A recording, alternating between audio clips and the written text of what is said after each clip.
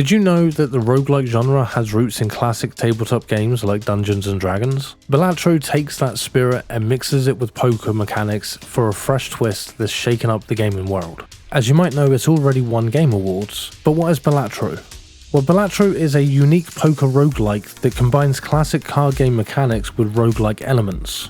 It's captured the attention of poker enthusiasts and gamers alike. The creator of Balatro, a solo developer, Local Thunk, has put in an impressive amount of work to bring this innovative game to life. Balatro has undergone a remarkable development journey, drawing inspiration from various sources including tabletop games and other roguelikes. Now when it comes to gameplay, Balatro is awesome. The procedural generation of levels and card combinations ensures that no two playthroughs are ever the same. It also offers an incredible amount of replayability because of this. The game's mechanics are designed to appeal to both casual and hardcore players, making it an excellent choice for anyone looking for a new challenge. One of the standout features of Balatro is its innovative approach to card combinations, which allows for endless strategies and possibilities. Additionally, the game's art style and soundtrack perfectly complement its addictive gameplay. As you delve deeper into the game, you'll discover that Balatro requires a good understanding of poker mechanics and strategy, but while this might be intimidating for some players, the game does an excellent job of introducing these concepts gradually. It also has a table that allows you to check poker hands so you know what you can play. This makes it more accessible for newcomers. But where Balatro truly excels is in its ability to make each playthrough feel fresh and exciting, with unexpected twists and challenges that keep you on your toes. That being said, some players might find the learning curve a bit steep, and the game's balance can be a bit off at times. The object of the game is to beat the ante score for each round. This is done by making poker hands. Each card has a chip value relative to its face value. So 2 is 2, 3 is 3, 4 is 4, and face cards, picture cards, are 10. But on top of that, each type of hand has a chip value and a mult. The mult is a multiplier to the total score of the hand. So for example, if you play a pair of 5s, a pair is worth 10 chips. Each card in this example, the 5 of diamonds and the 5 of clubs, are worth 5 points each. And finally, there is a mult for a pair, which is 2. So you multiply the base score for a pair, which is 10, and the card values that are both 5, which is also 10. So your chip score is 20 times 2, and that gives you a chip score of 40. The same goes for the next example. A 3 of a kind is worth 30 chips and the multiplier is 3. So here I played 3 9s, so we add the base score for the 3 of a kind, which is 30, to 3 times 9, which is 27, and 27 plus 30 is 57. We times that by 3 to get 171. It might seem complicated, but it's really not. This is the basic idea of the game, but one aspect of Balatro that's worth discussing is its roguelike elements. This adds a whole new layer of complexity and strategy to the game. The constant need to adapt to new situations and make the most of your cards creates a thrilling experience that's hard to put down.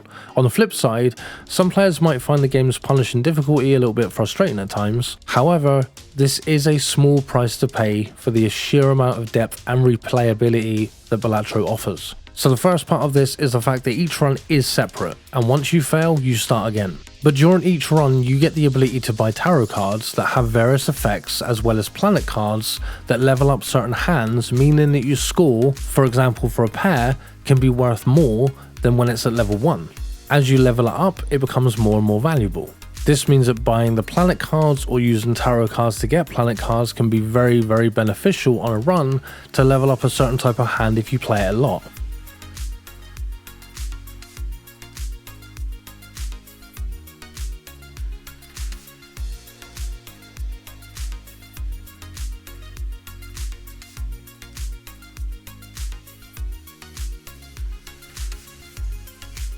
Each round you get a set number of hands that you can play in order to reach the round score, and a set number of discards that allow you to change cards and discard ones you don't need. But the main part of the gameplay, the game changer that you really need to take advantage of, are the jokers.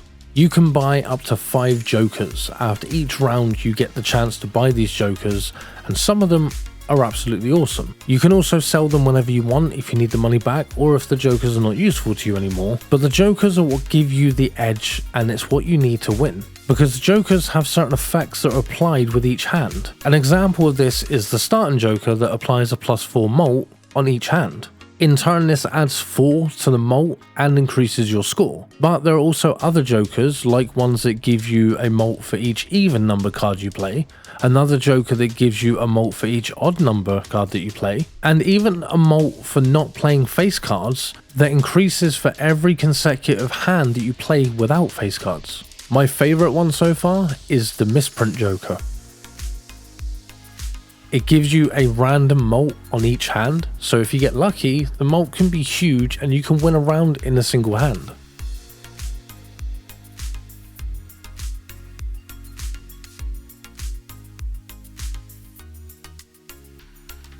When compared to other roguelike card games, Balatro stands out in terms of its innovative gameplay and engaging strategy. While other games might offer similar mechanics, Balatro's unique blend of poker and roguelike elements sets it apart from the competition. So your goal is to beat each ante. Each ante consists of a small blind, a big blind, and a boss blind. There are slight modifiers to the small and the big blinds, and you have the ability to skip them for other benefits. Skipping the blinds obviously means that you don't get the money from completing that blind, which is a bad thing if you want to buy new jokers and stuff. Now the boss blind can make or break your game, as it always plays with its own modifier that forces you to plan and strategize. For example, I got a joker that was amazing. It made every card considered as a face card, and this meant that every card was worth 10 points. That's a great joker to have, right? Wrong. When I got to the boss blind in the next round, its modifier was to deal each face card face down. This is what that looks like. So of course, I had to sell the joker in order to keep playing, because I couldn't very well play cards that I couldn't even see. And this is how the boss blind modifiers can really screw you over. Other modifiers might debuff a certain suit, making each hand of that suit worth 0 points. So if you use, for example, a diamond that's been debuffed, you just get no points for that diamond that you're playing. This can obviously cause issues if you decided to buy tarot cards that allow you to change cards of a suit. Let's say that you chose to make several cards into clubs. So you switched current cards that you already had, like diamonds and hearts, into clubs instead. And then this boss blind modified the boss clubs, which means that you have more cards that are now worthless. Oh, and you can also buy vouchers after each boss blind that gives you varying effects, like adding extra hands or even extra discards. Plus, when you finish a run, you can also unlock a different deck for free that gives you a different modifier that can change the whole game. It's also completely free to like and subscribe, so if you made it this far, feel free to hit those buttons. Thank you. I have to admit, playing Balatro has completely changed the way I look at card games, and I've had some truly memorable moments during my playthroughs, from pulling off an incredible comeback to experimenting with new card combinations that worked out really well. Balatro has been a wild ride from the start, and I'm still hooked. Overall, I'm extremely impressed with Balatro, and I'd highly recommend it to anyone looking for a fresh take on the poker genre. While it might not be perfect, the game's unique mechanics and addictive gameplay make it a must-play for fans of roguelikes and card games alike. And for this reason, I'm going to give it a 9 out of 10. But let me know in the comments below what you think of Balatro, and share your own experiences of the game with us so we know what kind of gameplay you've had and what amazing moments you've had in this game as well. And if you haven't played the game and you want to try it out, then you can get it on Microsoft Windows, Nintendo Switch, PlayStation 4 and 5, Xbox One and the Xbox Series.